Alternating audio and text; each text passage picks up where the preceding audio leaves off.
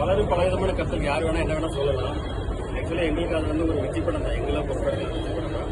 இது ஒரு மிகப்பெரிய வெற்றி படமா அமையணும்னு நாங்கள் எதிர்பார்க்கிறோம்.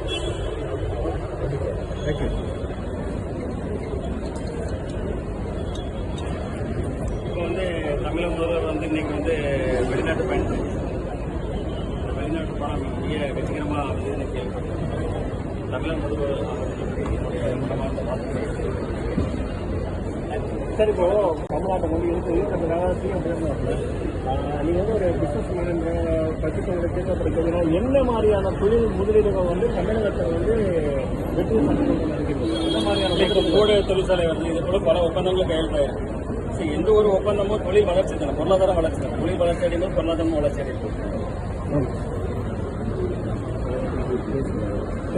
விஜய் கட்சி ஆரம்பிச்சிருக்காரு, அது ரசிகர்களுக்கு என்ன மாதிரி இல்ல? அது இப்போ முன்னாடி ரசிகர்கள் விஜய் தேடி போயிருந்தாங்க. விஜய் சார் ரசிகர்களை தேடி வர ரசிகர்கள் கொண்டாடம் தானே. போட்ல உங்களுக்கு எந்த விஜய் சார் ஃபேவரட்? அப்பா விஜயா பையன் விஜயா சார்? ரெண்டுமே சூப்பர். உங்களோட ஃபேவரட் யாரு? கண்டிக்கவே இல்லை. சார், மத்திய அமைச்சர் மாநிலங்கள் ஒற்றுக்கொண்டால்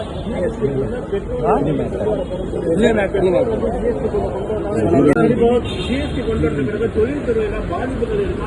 தொழில்துறைக்கு ஒரு நல்ல ஒரு விஷயமான ஜிஎஸ்டி இல்ல. அதாவது எல்லா நாடுகளிலுமே இதே போல இப்போ பொருளாதார வளர்ச்சிக்கு இதெல்லாம் செய்யதான் செய்யணும். அப்பதான் ஒரு சீரான ஒரு பொருளாதாரத்தை உருவாக்க முடியும். இதுல குறைகளை நிறைகளை மத்திய அரசு அப்பப்போ குழு அமைச்சு அதை மறு ஆய்வு பண்ணி அதை தேவையான மாற்றங்களை செஞ்சுட்டு இருக்காங்க. இது வரவேற்கிறது. இப்போ பிஜேபி கொண்டு வரக்கூடிய பொது சிவில் சட்டம், ஒரே தேர்தல், ஒரே கொள்கை, இதெல்லாம் நீங்க எதிர்பார்க்குறீங்க? இது அந்த காலகட்டத்தில் சொல்லுங்க. இல்ல, அது தவிர்க்க முடியாது. அதாவது டெக்னாலஜி வளர வளர எப்படி போன்ல இருந்து செல்போன் அந்த மாதிரி இப்போ அது கூட டெக்னாலஜி வளரும். சார், ஹீரோயின் பத்தி சொல்லுங்க. ஹீரோயின் பத்தி சொல்லுங்க.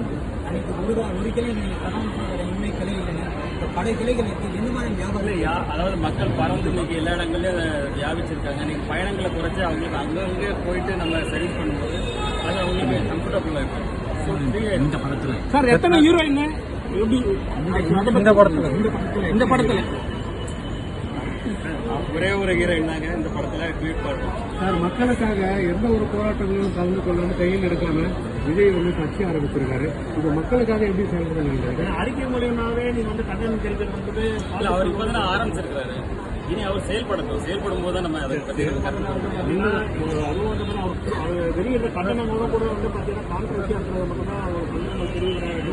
மற்ற எந்த விஷயமும் எந்த ஒரு போராட்டத்திலையும் பாத்தீங்கன்னா ஒரு வீரர் பாத்தீங்கன்னா ஒரு கதவி நீக்கம் பண்ணப்பட்டாங்க. அது குறித்து கூட ஒரு எந்த ஒரு இல்ல. அது இது ஒரு ஆரம்ப கட்டத்தில் இருக்கிறாரு.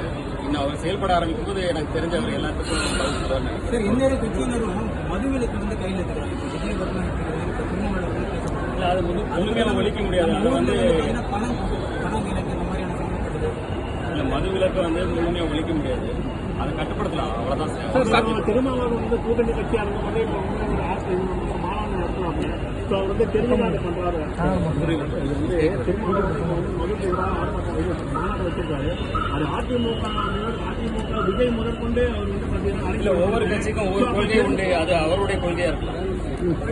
சார், சண்டை பயிற்சியில நிறைய விபத்துகள்லாம் வருது. நீங்க ஆக்ஷன் சொல்றீங்க, எப்படி சார்? எந்த அளவுக்கு பாதுகாப்பு? இன்சூரன்ஸ் கொடுத்துருக்கோம். பாதுகாப்பு உபகரணங்கள் பயன்படுத்தப்படுது. அவங்களுக்கு முழு பாதுகாப்போட செயல்பட்டு. நன்றி, வணக்கம்.